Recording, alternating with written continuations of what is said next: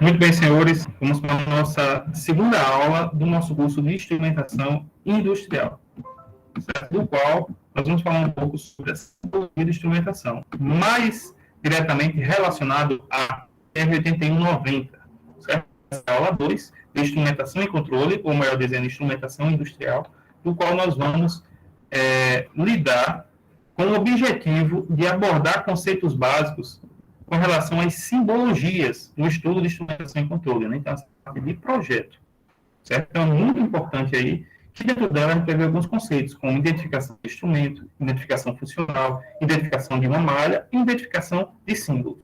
Vamos em frente, né? Lembrando que a nossa bibliografia está pautada no livro do Daniel, Sensores Industriais, e no curso de formação de operadores de refinaria, a instrumentação básica da Petrobras, certo? Então, vamos em frente. Então, cada instrumento será identificado, primeiramente, por um conjunto de letras para classificá-lo funcionalmente, né? Então, para identificar o instrumento com a malha de controle, um número é acrescentado ao letras acima referido, né? Então, é o seguinte, ó, você tem, por exemplo, uma placa aqui, uma identificação de um instrumento TRC2A, né? Então, o que isso quer dizer? Então, você tem a primeira letra T e a letra subsequente, RC, que são identificação funcional, certo? É o que vai falar o que é aquele instrumento, certo? Por exemplo, o T, temperatura, o R, registrador, o C, controlador, certo? Então, é um controlador, registrador de temperatura. Então, aqui é identificação funcional. Já nesse outro lado aqui, ó, você tem o número da malha e o sufixo opcional. Então, essa é a identificação da malha. Então, a gente vai estudar a identificar o instrumento no projeto de modo funcional e identificar a malha que ele está contido. Então, a identificação funcional. A identificação funcional de um instrumento deve ser formada por letras cujo significado está indicado na tabela. Essa identificação consiste de uma primeira letra individualizando a variável medida ou inicial e seguida de uma ou mais letras subsequentes que individualizam as funções do instrumento, né? Então, a gente vai explicar isso melhor. Em uma malha de controle, a primeira letra de identificação funcional é selecionada de acordo com a variável medida e não de acordo com a variável manipulada. As letras subsequentes de identificação funcional designam uma ou mais funções de informação, funções passivas e funções de saída, né? Então, antes da gente dar o exemplo, né, fazer aqui na prática uma identificação, vamos falar de identificação de uma malha. Então, cada instrumento deve ter uma designação numérica, ao que permite identificar a malha que pertence. No caso de um instrumento ser comum, a duas ou mais malhas, para ter numeração independente, se desejado. Se uma dada malha tem mais do que um instrumento com a mesma identificação funcional, então um sufixo deve ser adicionado ao número da malha, né? Por exemplo, o FV2A. Então, esse sufixo aí, por quê? Porque já existe o FV na malha 2. Então, ele bota 2A. Ou então, TE251, né? Também é um sufixo para determinar o determinado instrumento dentro de uma malha, né? Caso haja repetição de instrumentos. Então, a identificação de símbolo é básico, né? Então, você tem aqui algumas linhas, certo? Que, dependendo da disposição dessas linhas, né? Dos desenhos aqui dessas linhas, ele vai representar uma determinada coisa, né? Por exemplo, você tem uma ligação mecânica, quando é só uma linha, pneumática, quando tem dois tracinhos aqui, elétrico, quando ela é tracejada, capilar, hidráulico e eletromagnético, certo? Como também você tem aqui a simbologia de identificação de instrumentos de campo e painel, né? Então, aqui a simbologia geral do instrumento, montado localmente, ó, montado no painel, ele já tem aqui um tracejado, e montado no campo, né? Entre o painel e o campo, é tracejado, e montado no painel, ele tem uma linha fechada, certo? Aí você tem a montagem local e a montagem no painel, como a gente já falou. Certo? E aí sugerem-se as seguintes abreviaturas para denotar os tipos de alimentação, né? Então, a S, suplemento de A, que é só uma sugestão que eu estou trazendo aqui para vocês, né? Mas é claro também vocês utilizar isso em projeto. Agora, é sempre importante a gente ser o mais claro possível na hora de estar elaborando projetos de instrumentação, né?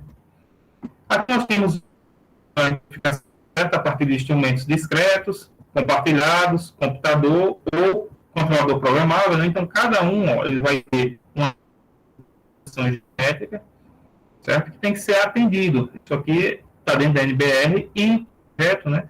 Tem que ser levado em consideração tudo isso. Para quê? Para que quando o engenheiro ou o técnico for fazer a leitura do projeto, ele tenha ideia de onde está dispostos os instrumentos, os painéis e quais são aqueles instrumentos que estão sendo colocados, né? Bem como as ligações. Então, aqui nós temos a tabela de símbolos, né? Tabela aqui que vai nos auxiliar a saber qual é a identificação funcional do nosso instrumento, né? Certo? Então, aqui você tem a primeira letra. A primeira letra, você tem, dependendo da letra dela, você tem um determinado uma determinada nomenclatura. E as letras sucessivas também, certo? Vamos entender isso na prática, tá? Então, por exemplo, TIC, certo? Então, o que isso quer dizer? Quer dizer que ele está, primeiro é um círculo com uma linha, certo? Vamos primeiro identificar a geometria dele, né? Então, você tem um círculo com uma linha. O que isso quer dizer? Então, a gente vem aqui e vê, ó. Então, ele está, locação principal, normalmente acessível ao operador, e é um instrumento discreto, certo? Ou seja, montado em painel. Então, eu sei que ele já está montado no painel, certo? E está acessível ao operador.